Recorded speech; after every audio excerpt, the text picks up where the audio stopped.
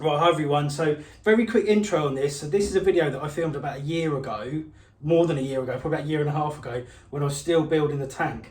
As you'll see when this video plans out, it's quite long because it didn't go to plan, and that's why it's just taken me all this time to kind of edit it and put it together. But it's a bit rough and ready.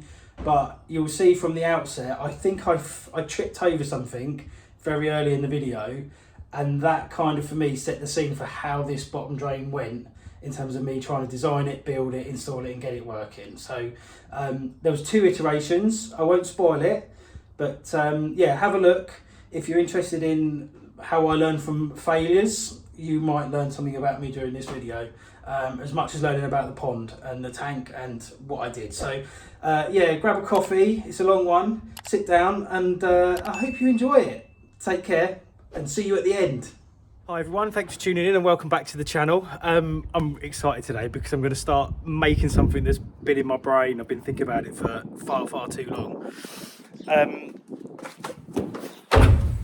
Bastard, tripped. Basically, I'm almost ready to get the bottle into the cage that I put the cladding on.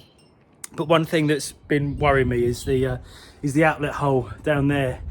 It's pretty decent size, and I need to put something over it to stop the fish getting sucked in. Now I was just going to put a cage on it, but the one that comes with my pump is too big, so then I was going to put like a gauze over it, and I thought that's just not going to work. So I started thinking if I could do something in terms of like making some sort of bottom drain. So I'm going to attempt to make a spin drifter style bottom drain.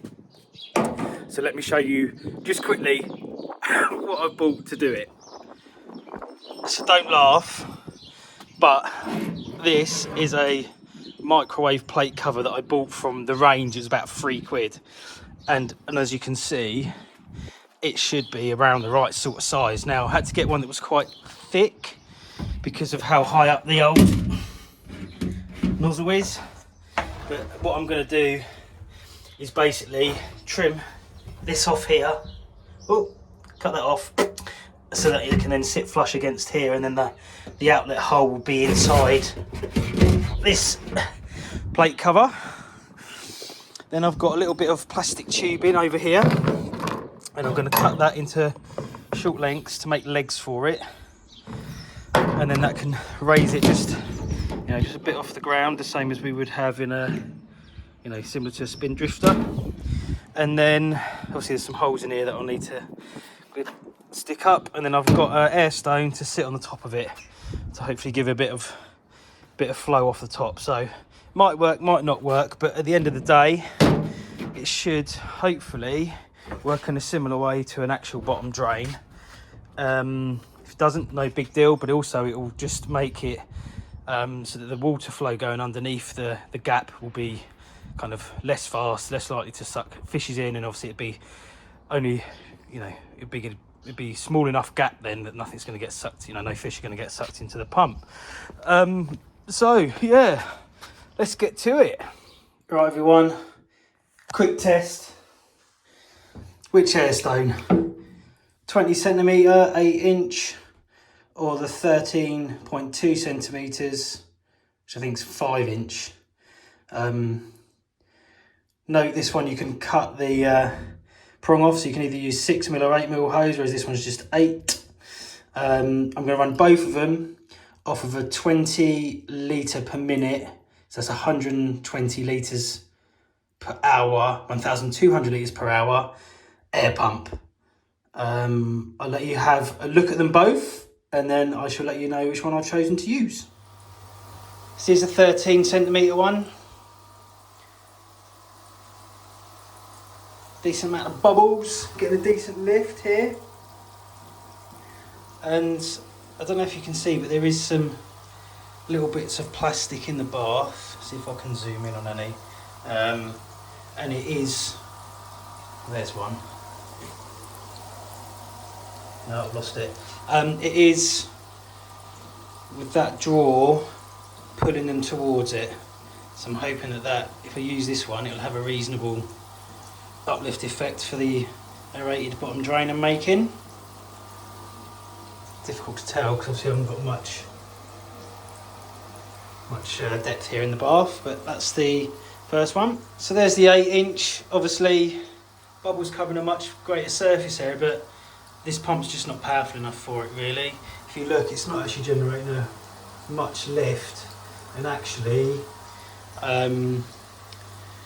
it doesn't seem to be moving the bits of dirt in the bath, little bits of plastic around as much as the smaller one does. So I think for my application, actually the smaller, quite significantly smaller Airstone is going to be better for me. That wasn't easy. So I need to try and cut this straight. So I've marked, I need to cut it to the top of the ridge here. Look, honestly, I built this wonderful shed as a workshop, and just look at the state of it. Look, I can't even get in the thing. This is where I'm going to do my chopping. It's just a mess. So giving this a chop with a hacksaw, lined up my line here, and it looks pretty decent. So there we go. Right, so height's good, but there is a little ridge here, and also around the side here there's a little bit where the bottom of this bit sticks out, so I'm going to need to just trim a little bit off of these, but then it should fit nice and snug. Right, I'm just going to trim these bits off, but I think actually, do you know what I'm going to do? I've got a heat gun, so I'm actually just going to try heating them and bending the plastic, just to try something a little bit different. I think I can always bend it back then, and it should mould around it a bit easier rather than being all sharp angles. So let's see how that goes. So that worked quite well with the heat gun, just melting that bit around, that little bit sticking out. But for these edges bits, it's just too complicated with the heat gun. But I've just realised, look, scissors do a good job of cutting this. Do it carefully, it won't split. There we go. So let's just try trimming off these edges a little bit and see how that goes, because it's not too much that actually needs to come off of here. It's gonna, oh no, it's gonna, oh no, hang on.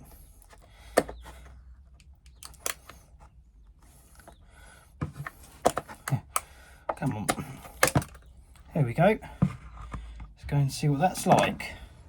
Right, so I've just melted this bit along here a little bit more and pushed it down just to make it sit a bit more flush, but that's decent. It's actually fitted around there pretty nice. So now all I need to do is literally just put the legs on it, and then I'm just going to get some CT1 and glue it on.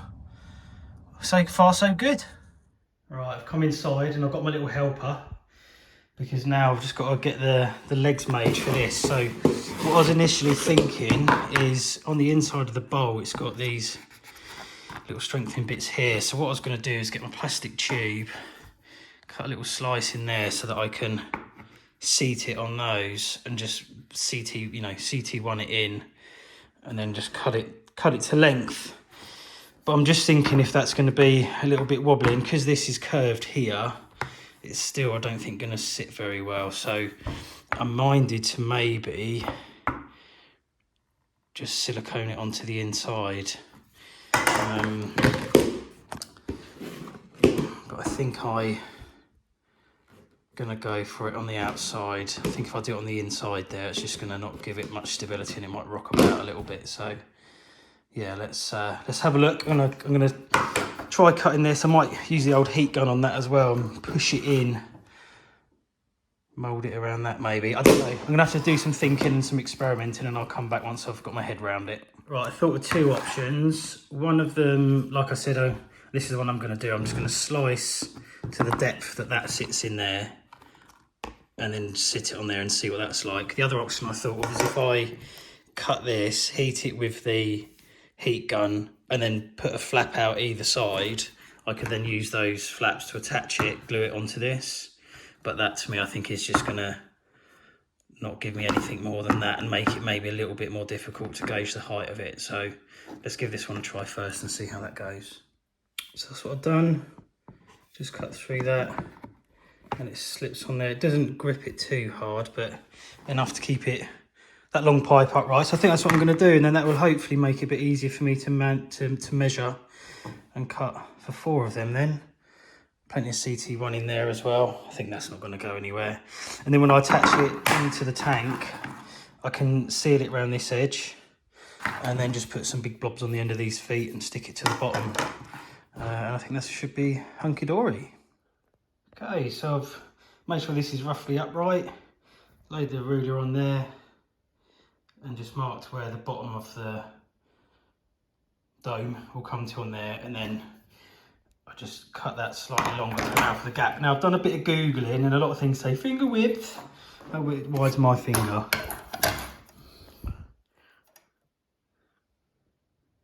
Yeah, just under 15, about, yeah, about 14, 15 mil. This is obviously not going through a 4-inch bottom drain and isn't going to be anywhere near the pull of one, so I don't feel the need to go as big. A lot of them say like 12 to 15 millimeters, which is about ½ inch, isn't it? So I think actually I'm probably going to go, it needs to be big enough to let solids through, but I don't want small fish going down because it's a Growon tank or whatever. So maybe, yeah, I'll go for about 12 mil. So I'm gonna get cutting these and then I'll join you back when I've done them all. Okay, so make sure that the pipe is sitting relatively upright and is clipped onto there. I've just measured the height or where the bowl edge comes up to there. And I'm gonna go with a 10 mil, so 1 centimetre gap in inches. I mean, I don't even know what that is. It's there. There's ½ inch, so it's just under ½ inch. I'm not got anywhere near, it's not going to a 4-inch bottom drain. I'm probably going to be running the pump at about 3,000 litres an hour, because that's the slowest it will go. So that should give me a reasonable pool that's big enough to let you know, solids through, not big enough to let fish through. Also, the bottom of the tank is a little bit bumpy, so I'd rather go smaller than bigger than, you know, I'd rather have a small gap than a big gap because the bottom of the tank's uneven. So yeah, I'll get these other ones cut and I'll join you in a minute. I need to make sure these cuts are dead straight, because I don't want a wonky pipe, and they're not the easiest things to cut straight. So what I've done is I've put it in my vise. I'm going to get my hacksaw, and then what I'm going to do is literally use the vise as an angle to keep me straight. So I'm going to put my phone down because I want to concentrate and do this with 2 hands.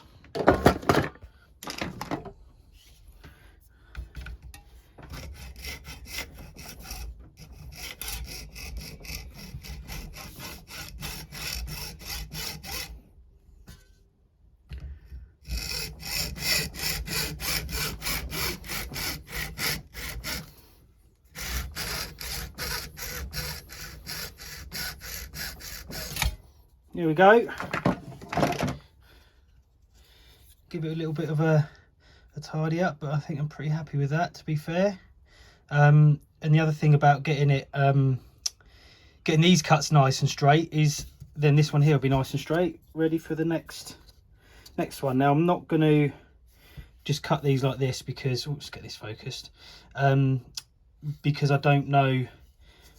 I just want to just check them. I'll check them around the rest of the inside of the lid, and if they are all the same size, then I can just get them on here and cut them all to size. So yeah, let's get going.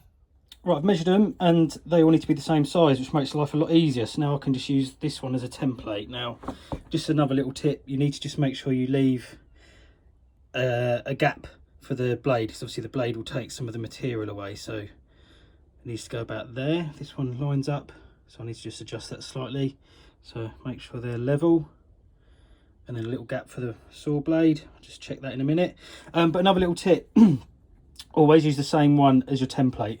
So I use this for this one and the next one, rather than if I cut that one and then use that as a template and then change the template each time, then there is a risk that, you know, that your second one is a slightly different size to the first one, and then that discrepancy transfers and gets magnified on the third and fourth one. So just another little cheeky tip there. When cutting the slots in the end of the new tubes, that one with the red line was the one I originally cut with my wood saw. I've cut them now with the hacksaw to make a much thinner slit, and actually they are gripping onto these much better. It's much stronger without any glue or CT1. So pleased with that. Let's put these ones on.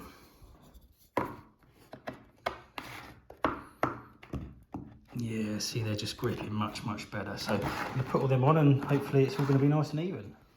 There we go.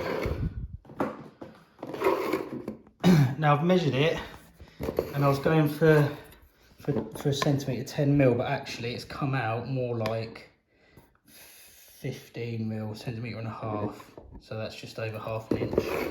So what I am going to do, I mean it's about 1 centimetre this side. It's just slightly out. So I'm going to just trim these down a little bit because I don't, like I said, when this sits on the bottom of the tank, I just don't want this big a gap here. It doesn't need to be that big. It'll affect the pool. So worth having a quick measure. So I'm just going to now number these so I know back where they go. So I know this one here I need to bring down by about ½ centimetre. And that one, this one, just a couple of mil will do it. And then this one here again, just a couple of mil. So yeah, but I'm pleased with how that's looking so far. I like the fact it's see-through as well, so I can see if there's any like dirt build up in here as well. So yeah, let's crack on. Right, so I went through and I just trimmed a couple of millimetres off each one. And now we are sitting there or thereabouts, about just slightly under 10 mil at that side, but I've measured round and like for example this side is sticking slightly proud, still just slightly over 10 mil, but that's all good within tolerance for a bodged up bottom drain. So now just going to get the CT1, glue these in and then sit it up so they all set straight. I'm just going to hold it up in the tank quickly, actually just check it all looks all right in there. Okay, so it's worth just chucking it in and having a look because it's difficult to do this because but actually it does rise up a bit more, so actually I need to just make that stick a little bit more flush there. This bit here I think just needs trimming off a little bit. Just so that sticks flush because I want to CT1 it along the side, and obviously that's sticking up way too high, so it's going to need a little bit more adjustment. So the complexity here is that the tank here actually starts to come up a bit here, and that's where those two legs are sitting, so it's bringing it up at the back. But also I've currently got the tank this way, and obviously when I lay it down, when the water's in here, it's going to just affect how much this floor moves. So I think it's just going to be a little bit hit and miss, but I think what I'm going to do is just shave off another couple of millimetres off these back two posts that are sitting on this raised bit, and then I'm just going to have to stick it on. I think I'll get the tank laying on its base, and then I'm just going to glue it in, put a load of CT1 around here to stick it on, and then when it fills up with water, I hope it just doesn't flex too much, or if it does flex, the CT1 will be strong enough to sort of pull it in. The other thing I'm just going to quickly do is just mark where these legs are going to attach to the bottom of the base, and just rough that with a bit of sandpaper, just to give the CT1 something a little bit more to grab to, because this is relatively smooth. Yeah, so now I've adjusted those, it's sitting much better. So I'm going to get this stuck in. Okay, going to tidy this up in a minute, but I thought I'd just show you me sticking the last one in. Make sure I get it on the right way around because I've tapered that edge. I did trim these down a little bit more actually, so a nice big blob of CT1 on there. There we go. So now I've just got to make sure that these are all nice and upright and straight, and then that's it. Happy days. Right, I've put the bottle back in, and it's nice and snug, fitting in behind insulation, and I think it's gone in there quite nicely. So yeah, looking forward to now getting the bottom drain in, and then I can put the decking boards around the top, and then we're ready to start plumbing. Looks good. Pleased with that. So the morning after the night before, and the CT1 has pretty much gone off. Something I should have done was just rough this up with a bit of sandpaper, because actually it does peel off quite easily. But it will be okay, won't it, Ems? Yes. Let's hope it does. And also, one of these front legs is longer than the other one, so I need to...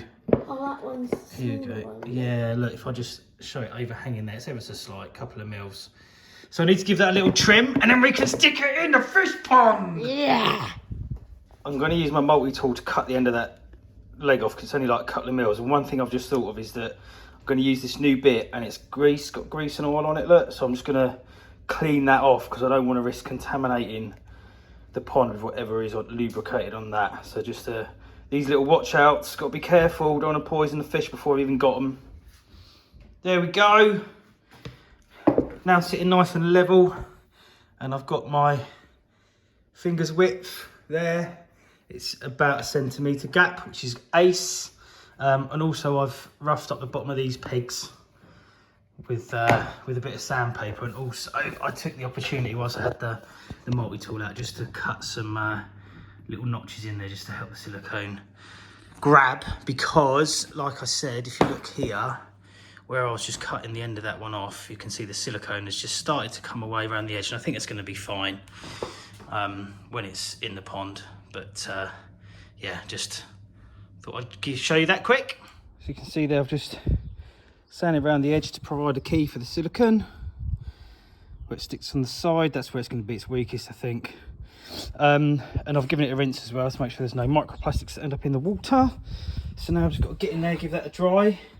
Because I'm not going to be able to see exactly where these sit, and I'm not going to be able to get to them with the silicone, I'm going to have to make sure I put enough silicone on the floor of the tank and the bottom of these, so I can just squish it down and it hopefully will grab. So what I'm going to do is just put a little bit of silicone on the end of the feet first of all, put it in situ and go, and then it will show me exactly where on the bottom I need to put the big blobs. So let's get this done. Yeah. So here we go, just put a little bit of silicone on there to mark where it's going to go. Hand over to my assistant Emily to video this bit. So check it's all level.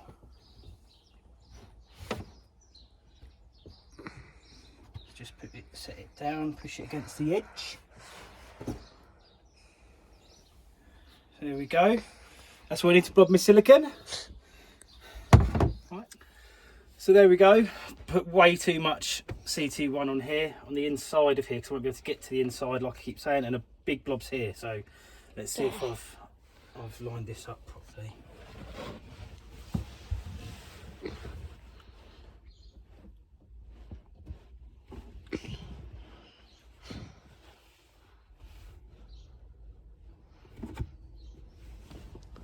There we go.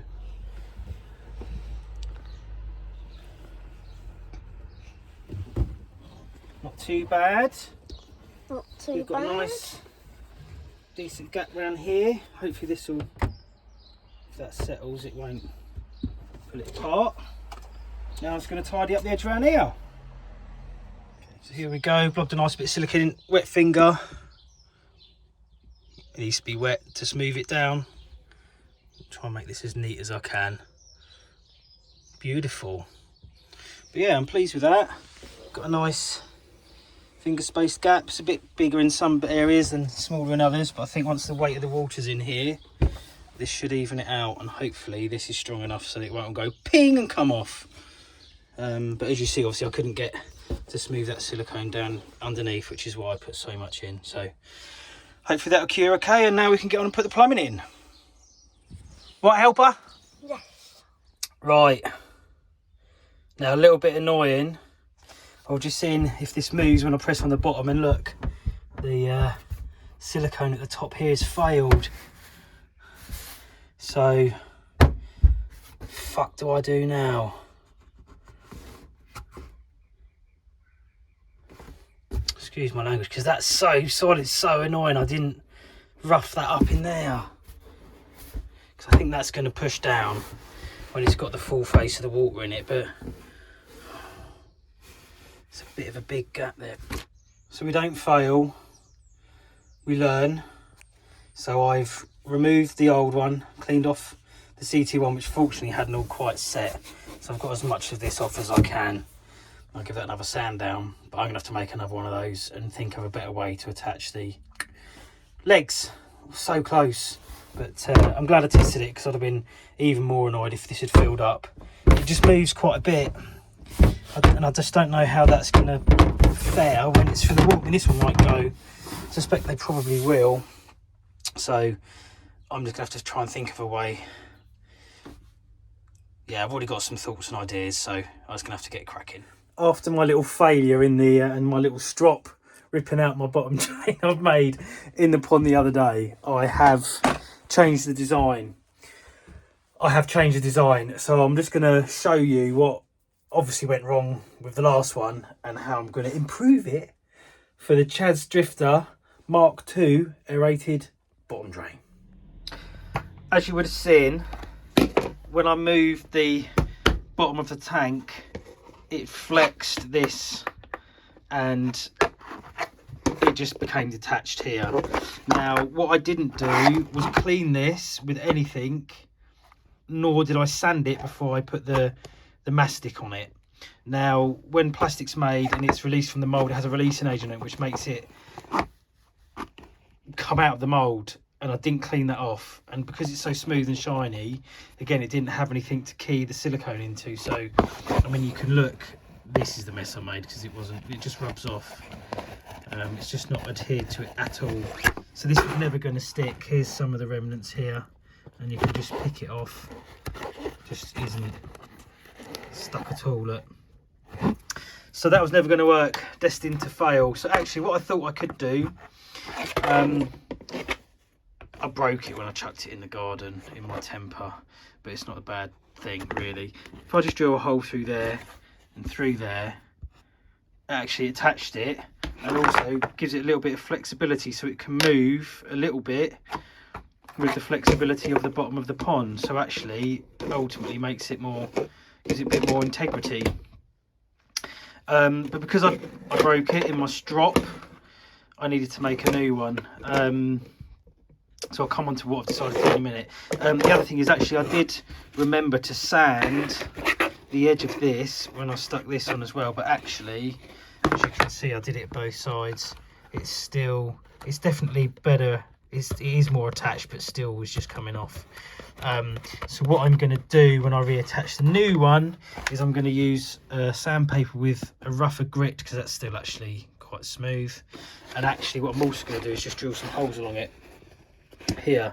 So I will make the CT1 blob along here to fill those holes, and then when I seal it from the outside, it will actually create a more mechanical grip through the plastic, which should, again, even if it starts to peel off here, it's still going to be like a solid bar through the plastic to stop it coming off. So that's what I've decided to do. But actually also I've decided to use a different shaped container. So I've gone, whereas I used this one before, I'm going to use this one going forward. Two reasons. One, it's smaller, so actually will be less impacted by the bump in the bottom of the tank which came up from this side. It's in the shape of the tank, so I think it'll probably, you know, it's not gonna do any harm not being round.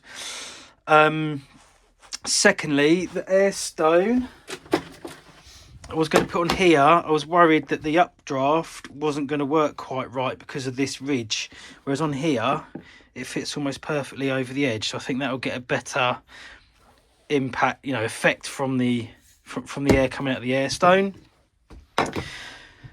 But also the other thing I've decided to do, which is easier with the lip on this container than this one, is rather than connect these feet to the inside, I'm actually going to connect them, I think, on the edge. So I'm just going to cut a little lip out of there, cut this quite a bit shorter, and then notch it.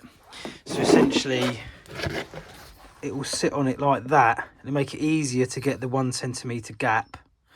I can zip tie it and I think that will just give me a better result, less complicated and faffy.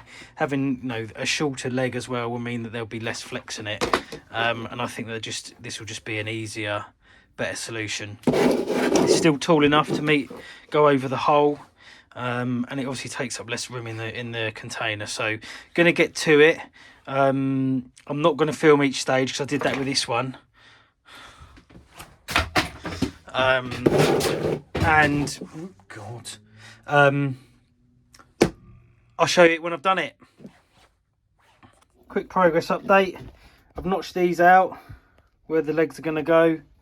I've trimmed these to match the profile of where it needs to sit against the pond tank. I cut this bit with scissors, and I cut these out with my multi-tool. I tried using the Stanley knife and the hacksaw, and it was just going to split the plastics. It's quite thin, this one. Let's see how that goes. One thing that's annoying, look, the bottom is bowed in, and I want that not to be bowed in, so this sits on it a bit better without a gap underneath it. So I'm going to try and pop that out with my heat gun. Put the lid back on it so that it stays in shape. Let's see if we can manage that, shall we? Happy with that. Just warmed it up a bit and laid it down flat. So that's going to sit much better. Happy days. Another little cheeky progress update. So this is what I mean. Look, see, so I've notched these out. There's my leg with the slot cut in it. Slotted on. Just drilled the holes through there. Put a zip tie on it now. I've made sure I've got this bit where it joins on the inside, so there's no risk of a koi catching themselves on this sharp bit. But also it's just got a little bit of give, like I said, just a couple of mils in each direction. So if it does move with the bottom of the thing, then hopefully all we'll get is a slightly variation in the gap rather than a failure of the Chaz drifter. So I'm going to go and finish making 4 more of those, and actually it's much easier because I know I'm literally just cutting the slot to 10mm and it'll be the same all the way around. And actually also I can smooth the CT1 around from the outside to just make that neater. I might just drill some little holes in here as well, like I was going to do along here, just to make sure that the CT1 grips properly on the bottom. And hopefully this will work. I just drilled into my finger. Oh, I started to bleed, so you can't see how deep it is. Give it a quick suck. Whee! Man. Really dumb. Look, it's bleeding. For future reference, rather than holding it like this and drilling into it, because that happens, just close the vise a little bit, and then just put it over there and drill through the gap, and it holds it nice and steady. And just don't put your finger under there. No chance of injury. Happy days. Here's the finished article. So we have the legs on. This was the first one I did, and then I decided to do them slightly shorter, so I need to do them as long. A little bit more movement if it was a bit shorter. So I've measured it round the edges, and we have a nice 10mm gap all around. I've not done the cable ties up too tight, so that we still have like a little bit of flexibility if it moves. And obviously they're never going to come off there because they're cable tied on. As you can see, I've drilled holes in the bottoms of these so that the silicone can pass through there, and will create a bond. It'll almost be like little rubber bands going from the bottom of the tank through there and then into the middle. I've also, if you can see this, I'll try and zoom in. I've used a really rough sandpaper, I think it was like 40 grit, to go around. Oh, look how dry my finger is. To go around here, and I haven't cleaned off any of the burrs from where I've cut it or where I've drilled it, because I'm like, every little bit that's sticking out or that's a bit flaky is just going to grip into the CT1. So I've also cleaned these, and the edge here I'm going to silicone it to the tank with some isopropyl alcohol if I can find it. So that should just evaporate off after it's cleaned. So that should strip anything nasty off. This also removes sticky stuff. So where the label's on the side, that just wiped off. So this will just evaporate, but I will give it a scrub with some like washing up liquid, and then give it a good old rinse just to make sure that nothing contaminates the pond. Again, with this, where I cut it, I intentionally didn't clean the burrs off. I've drilled holes in it, and I've used that really rough sandpaper, 40 grit I said it was, wasn't it, this stuff here. So it's just created really deep scratches rather than smooth rough surface. So hopefully when we get this and glue it into the tank tomorrow, it won't pop off. Like with the last one, when I pushed the bottom of the tank down and it moved, it just peeled the leg off the inside of the container. Whereas hopefully with this one, it'll either just flex with it, because this is a bit more flexible, or I'm trying to show you this with one hand. I haven't done these zip ties up too tight, so if I push this down, then that's a 1 centimetre gap, which is what I wanted. But it has got some movement, so it can move a bit. I'd rather it had a 12mm gap than it come apart.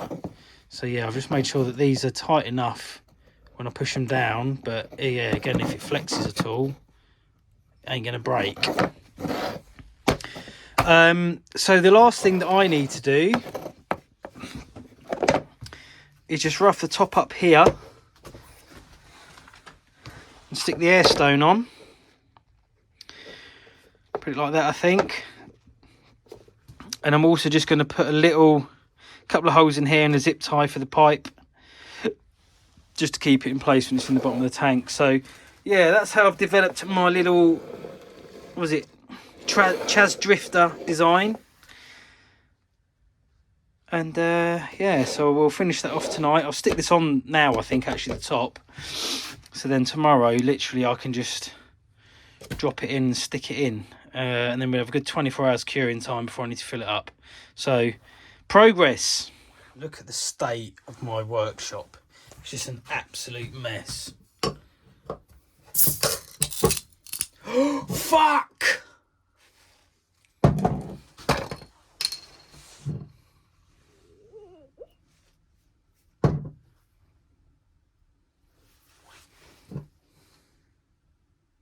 I can't drink that. Oh, you fucking can't.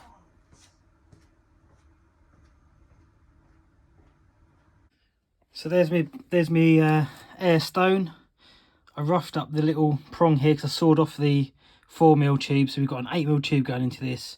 And as you can see, I just put a little bit of CT1 on there. I sanded that down, and obviously I've blobbed some CT1 on there. I've drilled 2 little holes as well, so I can put a zip tie on there to keep the pipe central. It's all coming together. That's what it looks upside down. Just make sure it's sealed around the edge, which I think it is. I don't want to disturb it too much. I haven't done this up too tight because I want to wait till it's set, because I don't want to pull that tight and then it destabilize it. But I mean, it looks pretty stuck. I think I'm going to just seal around the edges. There we go. I've just put a bit of fill around and smoothed it around the edges. So now I'm just going to lay it upside down. And I've got this little tray of little rocks. I'm just going to lay that on there just to keep the pressure on it, so it will seal. I don't want to necessarily push all that air out. It's hermetically sealed around the edge. So this is really just to make sure it creates a bond. And then I think we're ready to put this in the tank tomorrow, and hopefully good day's setting, we can then fill it up on Sunday. So all good. My next job. Now what is this, you say? I've had these for about 15 years in my toolbox. Can't show you that, it's naughty. These are zip tie attachments, so they have a sticky pad on the back, so you can stick them on surfaces and then attach zip ties for things like cables and that. Cable hiding under desks. But I'm going to use these in my fish tank, so I'm going to peel that off. I need to rub this one down so I can stick that on the inside of the tank and then use that as an attachment point for the hoses inside, so they don't just dangle in the tank, they're actually neat around the edge. And also, when I attach my moving bed filter, I'm thinking about using these to attach it to it. So I need to just prep these, get all of this sticky stuff off the back, drill some holes in there so that I can CT1 these to the inside of the Growon quarantine tank and make some progress. And there it is installed. So only one little thing left to do now. Let's get some water in it. There's the bottom drain, airline connected up. It's me water inlet, my return, float switch. Yeah, and there's me new filter, and the line's just going around there. So for the first fill, I have disconnected the pre-filter because I'm thinking this is just a rinse out. So I'm just gonna, I might as well use chlorinated water actually, because that will help clean out anything that might have settled in there before I then empty it and then refill it with nice fresh purified water. So we've been running now for the best part of 6 hours.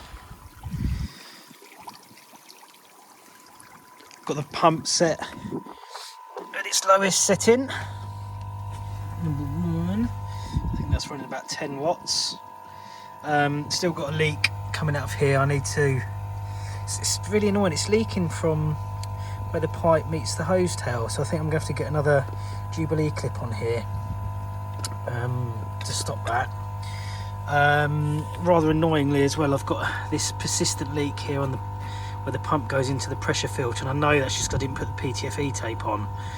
But what's even more annoying is because this pipe here is so inflexible, and this is a solid attachment, I can't unscrew it. I think with hindsight I should have used a thinner pipe, and then this bit you can unscrew without having to twist the whole pipe round. This this isn't going to be easy to take on and off, so I need to have a think about that. I might just reduce this down to a thinner, smaller pipe. I think it might just be better. I don't need one that big for the flow that I'm using it for anyway. So airline's all in. I've neatened this up. I managed to bodge together a little adapter, so I was pleased with that.